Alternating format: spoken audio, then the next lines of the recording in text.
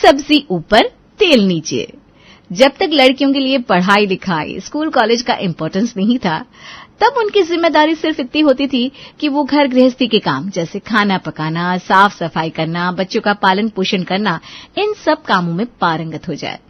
जब लड़कियां घर गृहस्थी संभालने में निपुण हो जाती थी तो माता पिता को समझ में आ जाता था कि लड़कियां शादी के लायक हो गई है। फिर आया क्रांति का युग और लड़कियां रसोई की कढ़ाई और चमचों से निकलकर स्कूल और कॉलेज की ओर कदम बढ़ाने लगी। और बस वहीं से सारी समस्या शुरू हुई। पढ़ाई करने के लिए बड़े बड़े कॉलेज में जाने के साथ साथ जब इन लड़कियों को खाना, घर गृहस्थी सीखनी पड़ी तो उन्हें तमाम तरह की दिक्कतें आने लगी। और इन दिक्कतों में सबसे बड़ी दिक्कत थी समय की कमी। फिर आया युग सोशल मीडिया का, और इस सोशल मीडिया ने तो युवा होती लड़कियों के अंदर एक अलग ही किस्म का कॉन्फिडेंस भर दिया। जहां पहले पढ़ी लिखी लड़कियां शादी के बाद घर गृहस्थी में पड़ने वाले कामों के बारे में सोच सोचकर परेशान होती थी, वहीं अब शादी से पहले तक तो लड़कियां अपनी पढ़ाई और जॉब पर ही पूरा ध्यान देती हैं, क्योंकि वो जानती हैं कि अब कोई भी काम बस एक क्लिक की दूरी पर है। मोबाइल की स्क्रीन पर क्लिक करो और दुनिया का कोई भी काम करने का तरीका जान लो। आज की तेज रफ्तार जनरेशन से ताल्लुक रखने वाली लड़की है निधि, जिसकी 1 महीने बाद शादी होने वाली है। वो एक एमएनसी में अच्छे पद पर नौकरी करती है। निधि पढ़ाई लिखाई में शुरू से ही होशियार थी। दिन के 8-8 घंटों किताबों में सर खपाने वाली निधि ने हमेशा हर क्लास में टॉप किया, जिसकी वजह से उसकी मां ने कभी भी उसे रसोई या घर के कामों के लिए टोका नहीं। गरिमा बहन जी, देखो मेरी किट्टू ने कितना बढ़िया गाजर का हलवा बनाया। मैंने सोचा आपको भी टेस्ट करा दूं। आपके नसीब में कहाँ है निधि के हाथ का बना हुआ खाना खाना। आपकी बेटी तो रसोई में पांव तक नहीं रखती। बिल्कुल ठीक कहा आपने। मेरी बेटी रसोई में पांव नहीं रखती, जरूरत ही नहीं है। इतनी होशियार है मेरी बेटी, आज तो क्या उसे कभी भी रसोई में सर खपाने की जरूरत नहीं पड़ेगी। आपको पता है, अभी तो कॉलेज खत्म भी नहीं हुआ उसका और अभी से जॉब के ऑफर आने लगे हैं। आप देखना, राज करेगी राज, और किसी सफेद घोड़े वाले राजकुमार के दम पर नहीं, अपने दम पर राज करेगी मेरी बेटी। गरिमा की बात सुनकर पड़ोसन मुंह टेढ़ा करके वहां से निकल जाती है। हाँ, देख लेंगे कौन सा राजकुमार ब्याहने आएगा और कौन से रजवाड़े में जाकर राज करेगी इनकी निधि। पता नहीं किस गलतफहमी में जी रहे हैं ये लोग। ये शायद जानती नहीं कि बहुएं अगर चांद पर भी जाती है ना तो 2 पराठे और 1 कप चाय बनाकर ही जाती हैं। समय बीता, निधि का स्कूल कॉलेज खत्म हुआ और फिर वो एक बड़ी सी कंपनी में अच्छी पोजीशन पर जॉब करने लगी। जॉब में आने के बाद तो निधि के पास समय की और कमी हो गई।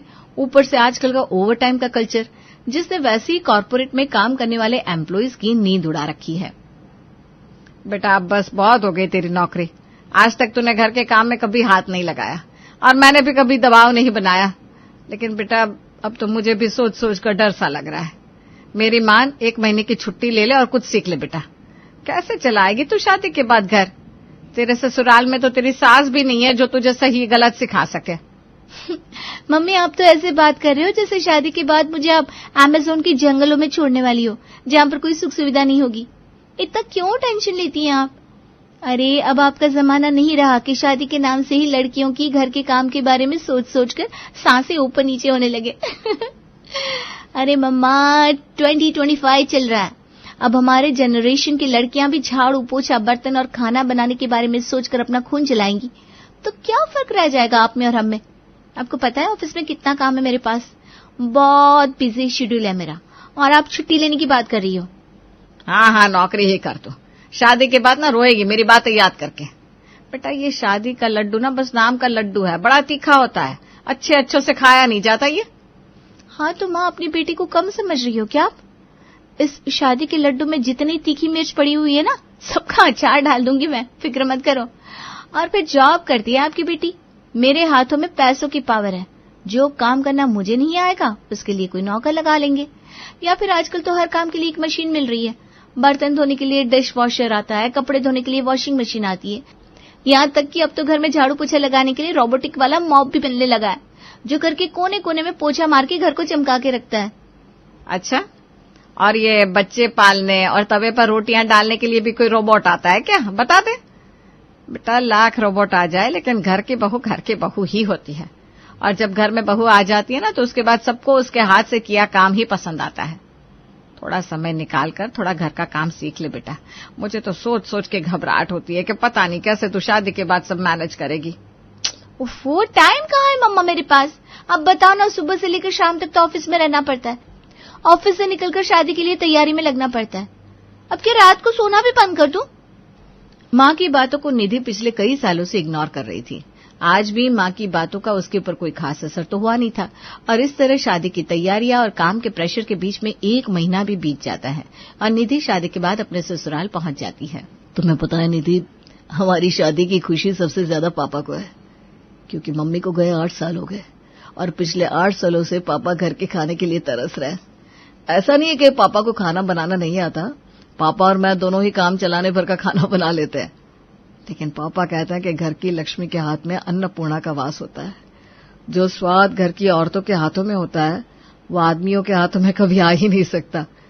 पहले माँ थी तो अपने हाथों से बनाकर हमें गरम गरम रोटियां और हमारी पसंद की सब्जियां खिलाया करती थी, लेकिन माँ के जाने के बाद तो जैसे इस घर में कभी वो खुशियां लौट कर आई ही नहीं।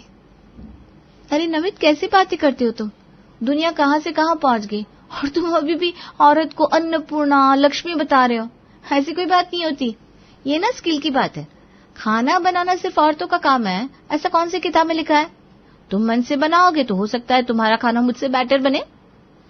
बेटा, हर चीज किताबों में तो नहीं लिखी होती, कुछ बातें इंसान अपने अनुभव से सीखता है, और हमारा अनुभव ये कहता है कि घर की औरत चाहे बाहर जाकर कितना भी बड़ा पद संभाले, लेकिन घर में आकर अन्नपूर्णा बन के उसे अपने परिवार को भोजन जरूर कराना चाहिए, तभी घर में बरकत आती है। जब तक तुम्हारी सास थी तब तक इस घर का कोना कोना मुस्कुराता था, अब देखो कैसे वीराना हो गया इस घर का हर कोना। कोई बात नहीं, अब तुम आ गई हो, अब ये रसोई की जिम्मेदारी तुम्हारी। लेकिन पापा जी, मैं तो जॉब करती हूँ, इतनी बड़ी जिम्मेदारी आप मेरे पर मत सौंपिए।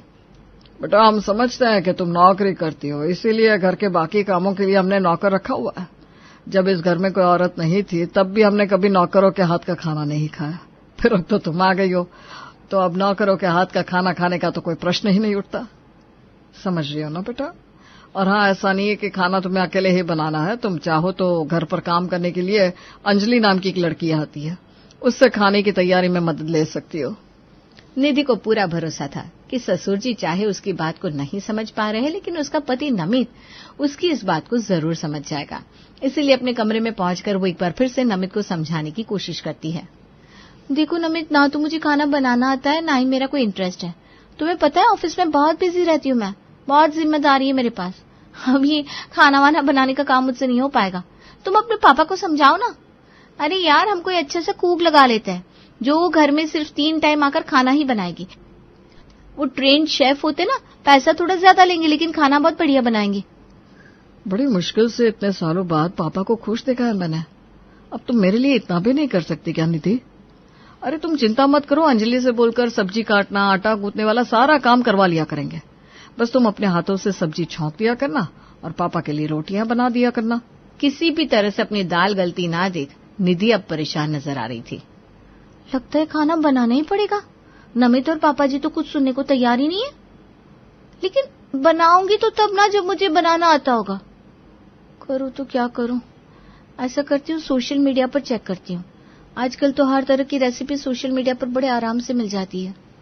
निधि सोशल मीडिया पर आलू गोभी बनाने की रेसिपी अच्छे से देख लेती है और डिसाइड करती है कि अगले दिन सवेरे वो आलू गोभी की सूखी सब्जी और फुल्के बनाकर ऑफिस चली जाएगी। सुबह 7:30 बजे। अंजलि, तू फटाफट से गोभी, आलू, प्याज वगैरह काट दे और हाँ, थोड़ा सा आटा भी लगा देना।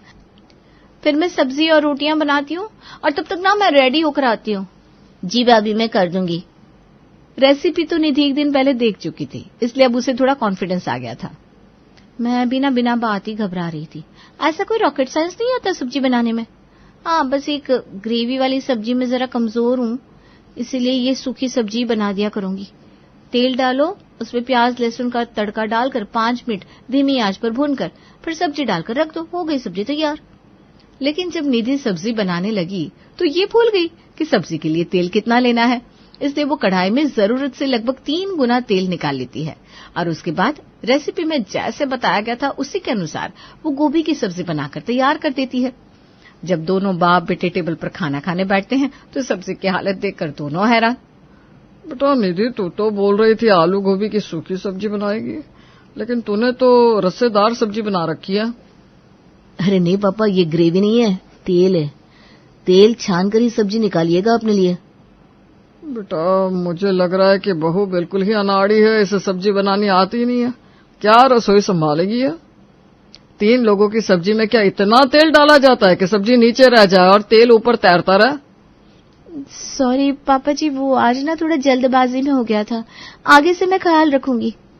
अगले दिन निधि फिर से आलू की सूखी सब्जी बनाती है। आज मुझे ख्याल रखना है कि कल सब्जी में तेल ज्यादा हो गया था, आज बिल्कुल थोड़े से तेल में सब्जी बनाऊंगी, फिर देखती हूँ घर में सबको कैसे पसंद नहीं आती।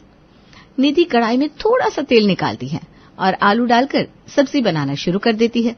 लेकिन ये क्या, थोड़ी देर के बाद वो देखती है कि आलू तो बार बार कढ़ाई में चिपके जा रहा है। लगता है तेल कुछ ज्यादा ही कम हो गया है, इसीलिए आलू बार बार चिपक रहे हैं।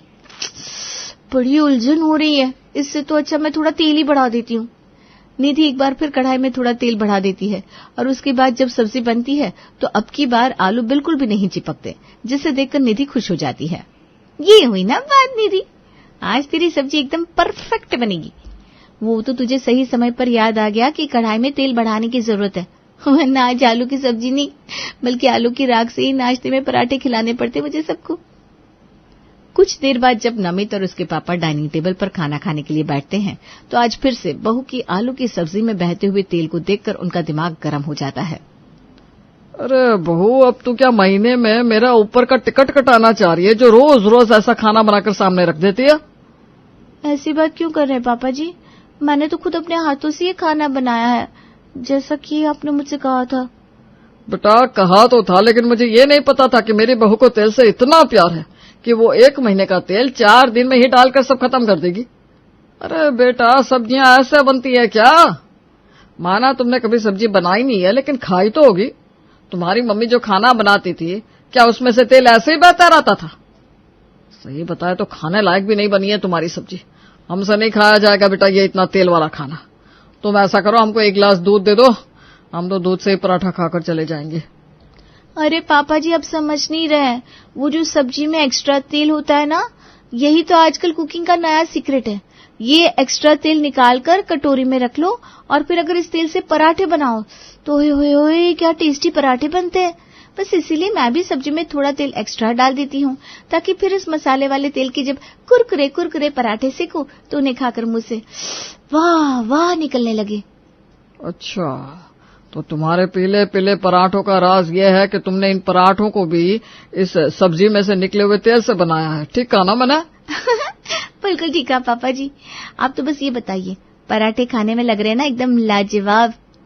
मम्मी तो बेटा थोड़ा समझाओ अपनी पत्नी को, ऐसी बिन सर पैर की बातें करके क्या साबित करना चाह रही है ये? क्या यार निधि, कौन करता है ऐसे? सब्जी में एक्स्ट्रा तेल डालकर फिर बचे हुए तेल के पराठे बनाकर खाए। अरे कहाँ से लाती हो तुम ये अजीबोगरीब नुस्खे? नमित कैसी बात कर रहे हो तुम? मैंने कोई जानबूझकर थोड़ी ना किया है। वो क्या है ना, सूखी सब्जियों में अगर तेल नहीं रहता तो वो चिपकने लगती है, फिर मुझे डर लगने लगता है कहीं ऐसा ना हो सब्जी जलकर खराब हो जाए, तो मैं थोड़ा थोड़ा करके ना तेल बढ़ाती जाती हूँ और जब सब्जी बनकर तैयार होती है तो तेल कुछ ज्यादा ही एक्स्ट्रा दिखाई देने लगता है। मुझे तो ऐसा लग रहा है कि तुम्हें रसेदार सब्जियां बनाने का कुछ ज्यादा ही शौक है, इसलिए इतना सारा तेल झोंक कर सूखी सब्जियों को भी ग्रेवी वाला बना देती हो। अगर यही बात है कि तुम्हें सूखी सब्जियों में तेल का अंदाजा नहीं लग पा रहा और उनके जलने का डर के कारण तुम तेल बढ़ाती हो, तो ठीक है, आज से तुम ग्रेवी वाली ही सब्जी बनाना। ग्रेवी वाली सब्जी में सब्जियों के चिपकने या जलने का कोई डर ही नहीं रहेगा। उन्हें तो पानी डालकर पकाया जाता है ना, इसलिए कम तेल में भी बड़े आराम से पक जाया करेंगी। कम से कम ये रोज रोज के खाने के टेबल पर पापा को मुंह बनाकर तो नहीं उठना पड़ेगा। तो फिर ठीक है, कल से मैं रसेदार यानी कि ग्रेवी वाली सब्जियां ही बनाऊंगी। निधि नौकरानी से कहकर लौकी की सब्जी कटवा लेती है। सब्जी छौंकने के बाद निधि को समझ में नहीं आ रहा था कि अब सब्जी में ग्रेवी तैयार करने के लिए पानी कितना डाला जाए, इसलिए कंफ्यूज होकर वो पहले 1 गिलास पानी डालकर सीटी लगाने लगती है। थोड़ी देर बाद जब 3-4 सीटी के बाद वो कुकर खोलकर देखती है तो उसे लौकी की सब्जी में ज्यादा ग्रेवी नजर नहीं आ रही थी। लगता है पानी कम रह गया। ग्रेवी वाली सब्जी में ग्रेवी नहीं होगी तो फिर पापा जी मुझे बातें सुनाएंगे। ऐसा करती हूँ, 2 गिलास पानी और डाल देती हूँ तब जाकर अच्छी सी ग्रेवी तैयार होगी। निधि 2 ग्लास पानी और डालकर फिर से कुकर में 2 सीटी लगा देती है। लेकिन इस बार सब्जी की हालत देखकर समझ में नहीं आ रहा था कि उसने खाने के लिए सब्जी बनाई है या फिर तैरने के लिए, क्योंकि सब्जी में अब सिर्फ और सिर्फ पानी पानी पानी नजर आ रहा था। सब्जियां तो पता नहीं घुलकर पानी में कहाँ गायब हो गई थी। क्या यार निधि, पहले तो तुम बड़ा कॉन्फिडेंस दिखा रही थी, तुम सोशल मीडिया देखकर जो डिश मैं कहूंगा वो बनाकर खिला दोगी। अब ये लौकी की सब्जी भी नहीं बन पा रही है तुमसे। क्या बनाया है ये तुमने? और इसे लौकी की सब्जी क्यों कह रही हो? लौकी का सूप ही क्यों घोषित नहीं कर देती? अब मैं क्या करूं अमित, 2 लोगों के लिए जितनी सब्जी का अंदाजा वो लोग बताते हैं उतनी सब्जी में तो हमारे घर में कुछ हो ही नहीं पा रहा। मुझे उसकी लगभग डबल सब्जी बनानी पड़ रही है, तो फिर मैं उसी के अनुसार बाकी चीज भी डबल कर देती हूँ, तो सब्जी अच्छी नहीं बन पाती। मुझे नहीं समझ में आ रहा है क्या हो रहा है। ऐसा करो, कल फिर से ट्राई करना और थोड़ा सा पानी कम डालोगी तो बन जाएगी अच्छी सब्जी। नमित ने कह तो दिया था, लेकिन निधि के खाने बनाने के तरीकों में कोई सुधार नहीं आ पा रहा था। लगभग 5 दिनों तक लगातार बहू के हाथ की वो स्विमिंग पूल जैसी पानी वाली सब्जियां खाने के बाद नमित के पिताजी ने हथियार डाल दिए थे। बेटा, जैसा खाना तुम बना रही हो ना, इससे बुरा तो कोई नौकर भी बेचारा क्या ही बनाएगा। गलती हमारी है जो हमने तुम्हें अन्नपूर्णा का रूप कहा। अच्छी खासी पढ़ी लिखी लड़की हो, चाहो तो क्या ढंग का खाना नहीं बना सकती? लेकिन तुम कोशिश ही नहीं करती।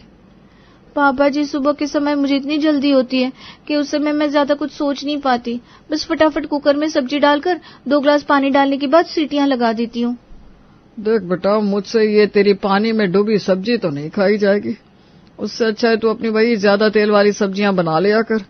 और फिर वैसे भी जब से तूने ये पानी वाली सब्जियां बनानी शुरू करी है ना, हम तेरे बचे तेल के चटपटे पराठे भी तो मिस कर रहे हैं। अब क्या बताऊं बेटा, तेरे हाथ के वो चटपटे तेल वाले पराठे की आदत सी हो गई है। तो वही सूखी सब्जियां बना लिया कर और बचा हुआ तेल निकाल कर उसके पराठे सेक दिया कर, हैं? फिर भी अगर तेल सब्जी में दिख जाएगा तो हम छलनी में छान कर सब्जी खा लेंगे। लेकिन बेटा प्लीज अपनी ये पानी वाली सब्जी खिलाकर टॉर्चर मत कर। ससुर की बात सुनकर निधि खुश हो जाती है और एक बार फिर से नीचे सब्जी ऊपर तेल वाली अपनी रेसिपी शुरू कर देती है।